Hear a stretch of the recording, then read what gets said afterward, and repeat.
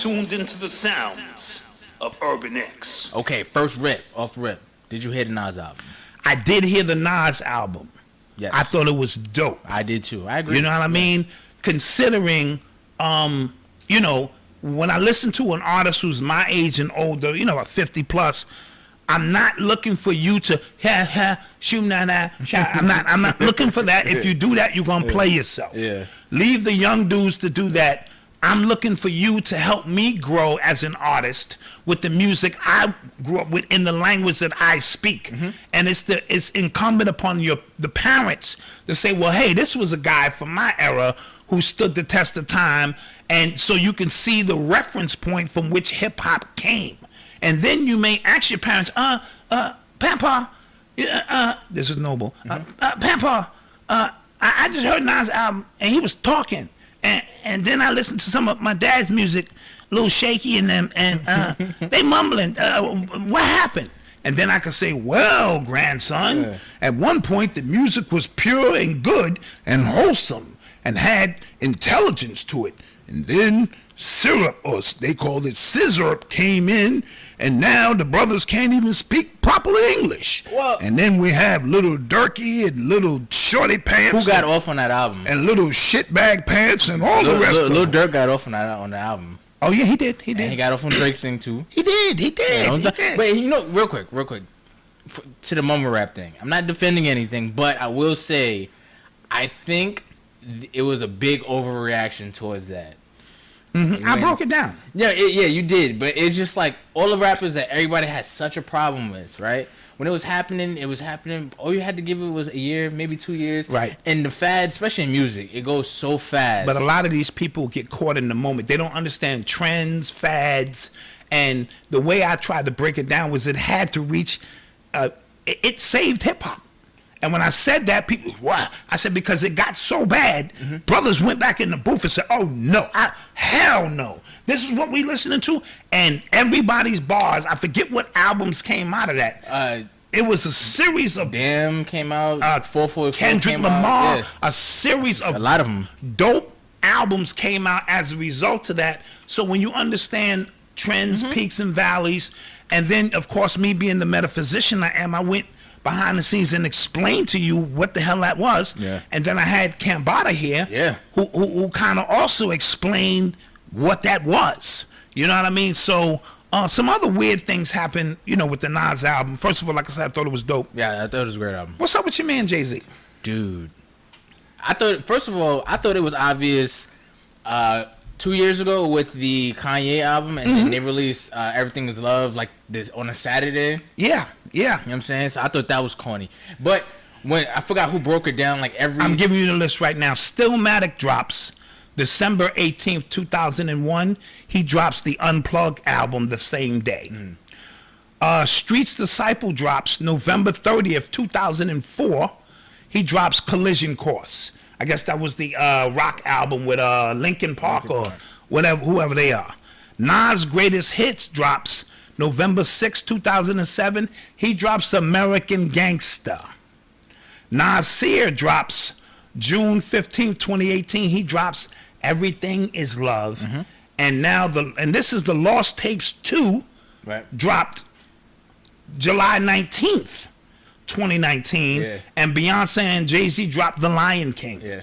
And then this album, see, this didn't even include, he drops King's Disease, and Jay-Z and Pharrell drop whatever the hell that was. Yeah, I heard the Entrepreneur song like the day before it actually dropped. I heard it and I was just like, this is kind of whack.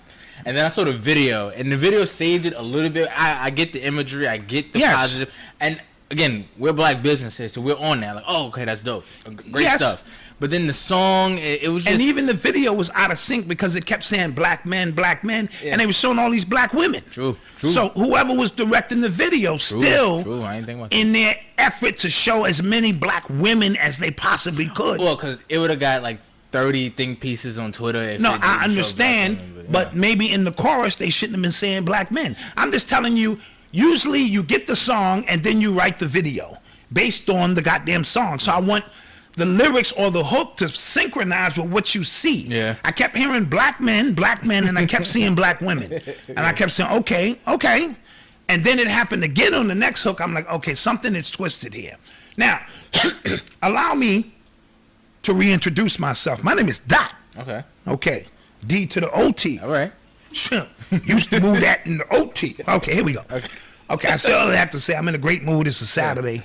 My pamper got changed, so I'm fresh. You know, Malcolm changed me because he's down. You know, I pay him everywhere. Everywhere. Big people diapers, little people diapers. Yeah. Okay, so I'm fresh.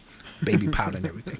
Now, this Nas and Jay-Z thing, remember in Hip Hop Decoded, yes, I wrote an article called, or a chapter in the book called, Every Hero Needs a Villain. Right. And every champion needs a great challenger.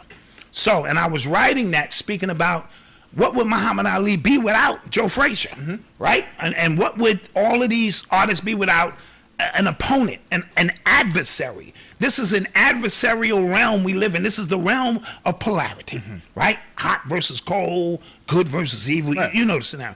So Pac and Big really sold it up for hip hop. That was the ultimate. Right. You know what I'm saying? So they have etched themselves in the history, and once they made the transition 6 months apart, that just put them in a hierarchy that could really never be reached. Okay. Jay-Z is a businessman. Jay-Z is smart. Jay-Z, first of all, he looked up to Big and all of that kind of stuff. He had no adversary for a long time. He studied Nas. He wanted to be Nas. He was calling Nas' house, and he didn't even give him his number, you know, and all that good stuff. Yeah. Jay-Z is smart. So Jay-Z pulled the trigger, right, on that Nas piece. First, he slept with his baby mother, which is, you know, and to brag about that, I'm going to speak about that in a minute, right? Okay. So Jay-Z figured the perfect time to go at Nas is on that Blueprint album, which is probably his best album. He was Jordan. Everything he put up, the whole album from beginning to end. One of the best. That's one of the most complete hip hop albums ever. You just got to give it what it is. Yeah, that's right. You know what I mean? So that's when he decided, let me load up, and hopefully I can write myself in the history, write myself over Biggie and Tupac with, you know, him and Nas. And then Nas responded, you know what I'm saying, with the ether. And we know that history etched in itself, but it didn't work out the way Jay-Z thought it would work out. Facts. Because plenty of people was like, no, you got ethered. And there's people in the chat now and tweet, oh, Takeover was better than Ether. I wrote an article 3 years ago on this, and I think I closed the argument. Okay. So where can they see that article? Urban Xcellence. Good points, right? It, And your dad wrote about this too. Yes. How old were you when I 10, 15? Okay, all right. So what I'm trying to say is by Nas naming his song Ether, it put it above most people's consciousness at that time. Most people didn't even know what ether was, but his lyrics were down to earth. They were funny. They were comical, and people actually said Nas lost points for because all he was doing was snapping. I've been in hip hop a very long time. Whoever wins the crowd, however you wins the crowd, is the only thing that matters. Whether you're funny, clever, and to your point, if it could be true and funny, it could be true and funny. Right? So we act like it has to be one or the other. Right. So with that being said, 10 years later, people now understand what ether means. You know what I'm saying? And so now the consciousness has raised up, which gives his song new meaning and new life. You should revisit ether. You know what I'm saying? Because now we in this etherical state of being, and we understand. So Nas planted a seed, right? And that ether make your soul burn slow. So Jay-Z's soul has been burning slow ever since. He never forgave Nas for that. Right? Yeah. It's clearly evident. So if anybody jocking for Jay-Z, that's cool, whatever.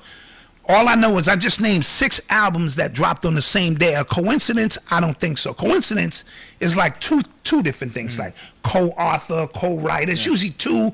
So if 2 things happen, you go, oh, that's coincidence. 6 things, that's no longer a coincidence. That is a pattern. Yeah. Right? So what we see here now is Jay-Z won the war, of course, because he signed him. you know what I mean, and all of that other stuff, but he cannot let this man breathe. It is evident. And I want to say this. I don't care how much money you have. Money only accelerates and accentuates who you really are. So if you was a punk in the hood and now you a billionaire, now you just a punk ass billionaire. That's all it is. It Right. doesn't make you, it doesn't change, because we know you. If we was robbing you back then, we coming to rob you for bigger money now. Facts. If you was insecure, as Nas so eloquently was talking about Jay-Z's insecurities. That was the main point. I don't know how people missed that. The main points that this dude is insecure, right? Now you're a billionaire who is insecure. That is all it means. Now, it does work the other way. If you were loving and giving and caring, and now you're a billionaire, you will continue to express those attributes. All right? We heard Bun B say he got thrown out of a video shoot with Beyonce when Jay-Z wasn't there. He said that recently. Oh, I didn't know that. Yeah. So Jay-Z's jealousy, and there's a couple of artists, and I won't mention because I'm going to interview a few of them soon, who spoke about Jay-Z blackballing them along the way. So $1 billion doesn't mean now you are a humanitarian, doesn't mean you ain't a sucker, doesn't mean you ain't a wannabe. We know, we heard the stories about Jay-Z. And for you to sleep with Nas's girl and thought that gave you points, and then for you to sleep with Aaliyah after R. Kelly did, and for you to, I mean, he After just... Dame did too. Yeah, after Dame did too. Yeah. So again, if you start watching Jay-Z's characteristics, there's nothing of a powerful man there. I'm sorry, right? He continued. He has abandonment issues, which I already spoke about. All of these duet albums. You know, he wanted to do one with Big. He did one with R. Kelly. He wanted to do one with, of course, Beyonce. Then Kanye, and then he wanted to go to the West Coast and get with this and that. So Jay-Z has demonstrated through this process to me that he is insecure, that what Nas did to him really scathed him. You know what I mean? Because all of that, I will not lose, I haven't heard that since the ether dropped. You know what I mean? And I'm curious as to wonder why Nas is tolerating this unless he's playing into the mythos that I broke down 20 years ago about Jay-Z being God and Nas being God's son. You know what I'm saying? So you do have this mythos, Blue Lodge shit going on, and maybe Nas understand what his position is in the grand scheme of what's popping here. All right? Now, energy is energy. Right. Right? So when Megan Thee Stallion thinks, what an honor for Beyonce to want to get on my album, what she didn't realize is Beyonce was stealing her energy. Yes. As she were ascending. And this happens all the time. A young artist come out and they got a hot single and they moving upward, and then all of a sudden, yo, I heard so-and-so want to get on my shit. Yeah, it's because they're looking to steal your energy. Drake has been masterful at that. Drake has been masterful. That's really saved his career. I mean, not saved his career, but that's, I think, what has sustained his career as long as it absolutely. And Jay-Z, remember, he used to go into the Southern market, West get Coast. into the Atlanta market with Jermaine Dupri, go West Coast, get into that, Bun B and them, get into that market. So Jay-Z was brilliant at understanding that this is marketing. You know what I mean? And Drake took it to the next level. Because he can sing too. So he can get on your song and not even interrupt your flow. Yeah. So pay attention. I think this time around, people woke up with the Jay-Z Nas connection because we're in the awakening. So when he did it, even when he did it 2 years ago, I thought it was soft. That was I think that was the clearest example. That was clear example. But I think it got cloaked in the fact that he beefing with Kanye. So we just kind of said, okay, maybe Nas was just a cannon fodder, casualty of war. Yeah. You know, because Drake and Jay-Z. But now when we backtrack, you drop on a Saturday. That was really telling that this was something else going on. And it's evidently clear now that no matter how much money you have, you will always be who you are.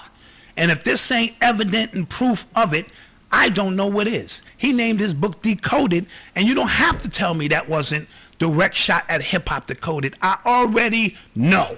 So now when you go to Amazon and you look up Hip Hop Decoded and you see his book near me, and he's 100,000 times more popular than me, you may even opt to buy his book. Works both ways, though. Yeah. You go put in his book, hey, what's this Hip Hop Decoded thing? So, just saying what I'm saying, and these are just some stories. Like I heard Sauce Money, shout out Sauce Money, tell a story when he was on K Slay show, that he was in the studio writing for Puffy. And Jay-Z walked in and said, what you writing for this dude for? And then the next time he showed up at the studio, guess who was writing for Puffy? Jay-Z. So you can't tell me that this dude ain't off. And he might be lonely. All of this money, and you know, he has his family, but he left all of his true friends behind. He's trying to rekindle that now. But when you spend your life as a sucker, you know, a wannabe, and all of that old kind of shit, the money has no bearing on any of that. So watch all of these vampires, because Beyonce smoked Megan on her own goddamn song. She just said thank you, and I thought it was Beyonce's song. Oh shit, this is Megan's song. So this happens all the time. So don't pat yourself on the back, youngsters, when these, you know, people you look up to want to get on your song. Start evaluating why they want to get on your song. You know what I mean? And then if the energy, they eat your energy and they move on. Shit, you can't even call some of them after that. You know what I mean? They never show up for the performance unless it's a lot, like the Grammys or something. Oh, I think I'll make that. You see what I'm saying? So you have to be careful. You know, they do this all the time. Cardi B just did it to Megan Thee Stallion as well. She did. Yes, she did. She did. She did. Yeah. Wow. Yeah, so that's what that's all about. So, what else did you think about the Entrepreneur song? Because it's actually a Pharrell song. Right. I mean, it's low hanging fruit. Yeah. Okay. It's just low hanging fruit, and again, I take it at face value. You're looking at the climate, and it's the perfect song to say buy black. Well, guess what? We've been buying black, and things. Listen, let me say this too. What we're seeing is a transformational period again, meaning when hip hop came about, it was so desolate in the streets. The time was so perfect. When you put pressure on us and you push us down, we are going to spring up as high. Right. Since hip hop, there hasn't been a lot of that because we almost got comfortable. We was high on the hard, we busting bottles and look good. This Corona situation is going to do the same exact thing for entrepreneurs and business owners now. I haven't seen this many black businesses that are popped up in my face ever. Right. So the pressure bust pipes, or it makes the diamond. So those who are made into the diamond are gonna have opportunities to shine like never before. Those who were bullshitting around during Corona and all of that other stuff, you will be the splatter of the explosion. So keep that in mind. There are monumental things that happen. See, they know black people need pressure. Yeah. When you put pressure on, they put the pressure on them and move out of the way, because they know two things are gonna happen. We either gonna implode or explode. We either gonna get creative or we gonna die. You know what I mean? And most of us are going to get creative to find new ways so that we can continue to be here and do what we do. Then they come back in. They come back in the mix and go, ooh, now, let's see what the niggas have done now. Right. So that they can market it, because they own all the outlets to market the shit and make the shit fancy. You know what I'm saying? That's all science. That's all science. Okay. Because when I heard it, I was just kind of like, okay, cool. Nothing, all right, and it almost sound off. It sounded a little off because when I listened to the song. I remember when 444 came out. It was around the same. It was around about the same concept about black businesses, entrepreneurship, things like that. And I think it was just done way better. And in this, first of all, even though Jay's verse on this wasn't bad, I'm not saying it was. No, bad. It wasn't bad. It just didn't. It didn't raise the vibration. That's a fact. It was a song. Yeah. It's a song that says, Pharrell is a great producer. I'm a great rapper. You niggas are slow. Put us on a song together. How can we lose? Yeah. But for those who appreciate music, for those who are in tune, it never resonated with me. Yeah. That's all I'm saying. Facts. It never resonated with me. Nas's album did. You know what I'm saying? It was a lot of black women talking that, a lot of reconciliation, a lot of grown man stuff in that album. And that's what I'm looking for from a 50-year-old artist. I'm not looking for you to transform into who Young Shitty Pants is. Leave Young Shitty Pants alone. Let him have his moment. Right? We got some people to thank. Oh, yes, facts. Thank you to Sincerely Jerry. Thank you. Thank you to who else? I don't think we thanked anybody. My bad. And that's not our style. We appreciate you. Vahil Slim, Julius White. Yeah. Who else? Maurice Parks. I feel like we got somebody else in there too. Yes. If we didn't catch you, our bad.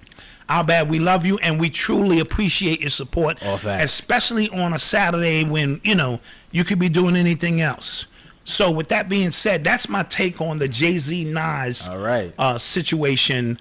So it's a deep thing, and either Jay-Z's trying to stop Nas's energy at every cost, or he just a hater and figure he can superimpose his name on top of it. He thinks he can put his name on top of anything. And he does. And that's his ego. And I think today backfired, or yesterday backfired. Oh, no. The people seem to be... Everybody just like... no, we're not having it.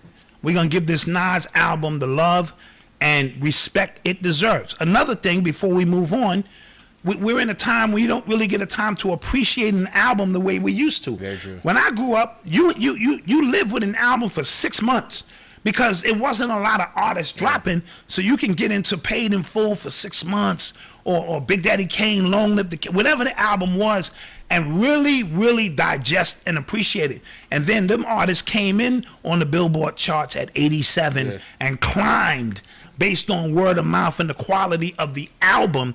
Now the goal is to come in at number 1, right, and then you go down to number 12, and then you end up at number 87. So it's a big numbers game. But with so much music coming out, you have to listen, and then you're being bombarded. Oh, this one's dropping the album too. So with that being said, if you give an album a week or two, it's equivalent to giving it about 6 months. You know what I'm saying? And especially your generation, little shitty pants in them, they only got a day or two. So they miss a lot of nuances when you have to listen to an album 8, 9, 10 times to really catch up what a specific artist is saying. All right.